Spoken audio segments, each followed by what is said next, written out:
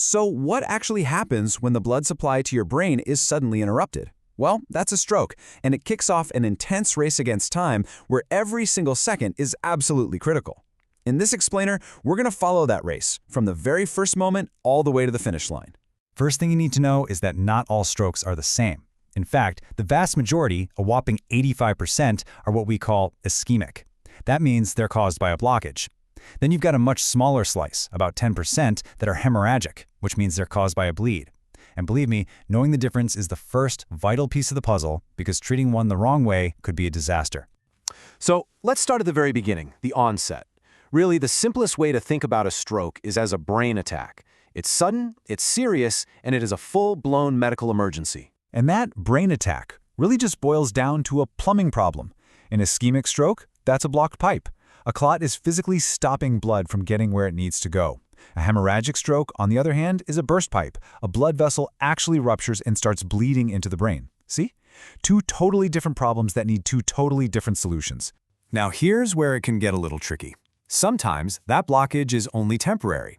The symptoms show up, but then they go away. You feel fine again.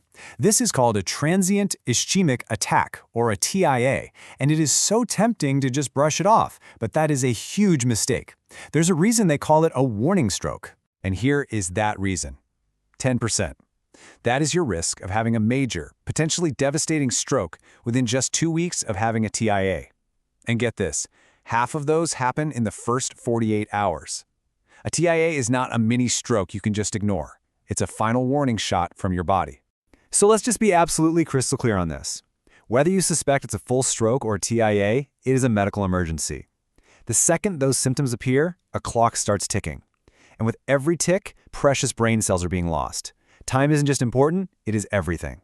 Okay, so the patient gets to the hospital. That ticking clock we talked about, it just got a whole lot louder. Now the medical team has to figure out exactly what is going on inside the brain, and they have to do it fast. The number one question they have to answer is it a blockage or is it a bleed? You have to know, because the treatment for a blocked pipe, like a clot-busting drug, would be catastrophic for a burst pipe.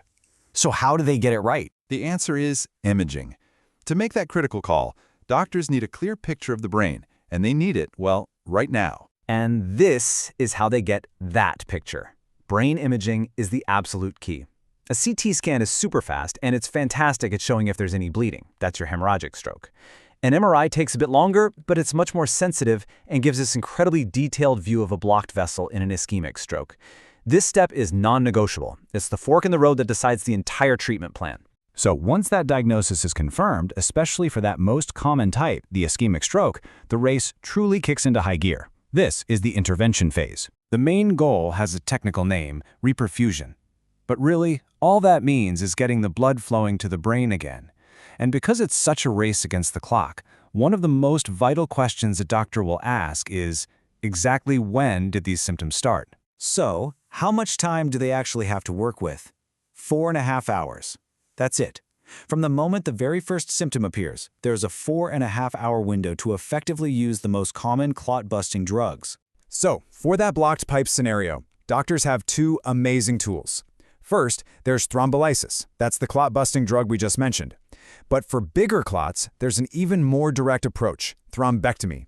This is where a specialist can literally go into the artery and physically pull the clot out. Incredible, right? But both of these amazing options are powerless if that clock runs out. Okay, so the immediate crisis has been dealt with. But the journey? Oh, it's not over, not by a long shot. Now the focus has to make a hard shift from emergency treatment to long-term prevention. You see, having one stroke or TIA dramatically increases your risk of having another one. So the new game plan is to do everything humanly possible to manage those underlying risk factors and stop it from happening again. A huge piece of this new plan comes down to lifestyle. We're talking about things like adopting a healthier diet, getting regular physical activity, and of course, stopping smoking and limiting alcohol. And these aren't just vague suggestions. They are powerful, proven strategies to lower that risk. And then, working right alongside those lifestyle changes is medical therapy. This usually includes things like antiplatelet drugs like aspirin to make your blood less sticky, specific medications to get high blood pressure under control, and statins to lower cholesterol.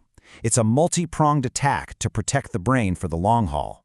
Finally, Let's talk about the road ahead, the recovery phase. It's a journey of healing, and that healing is both physical and emotional.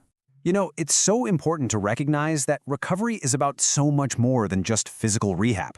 A lot of patients face huge challenges like depression, a constant anxiety about having another stroke, and this deep, profound fatigue that doesn't always seem to match how severe the stroke was. These psychological impacts are a very real, very significant part of the journey. And the impact on just your daily life can be immediate and jarring. For instance, after a stroke, you're not legally allowed to drive a car for at least a month. It's just one rule, but it perfectly illustrates how recovery touches every single part of your life, including your independence and your daily routine. So, from the onset to the recovery, you can see that time is the one single factor that changes everything. And that leads to the final and frankly the most important question. This entire chain of survival, all this amazing medical science, it all hinges on someone recognizing the problem and acting fast. So, do you know the signs to look for? Because knowing them could literally save a life.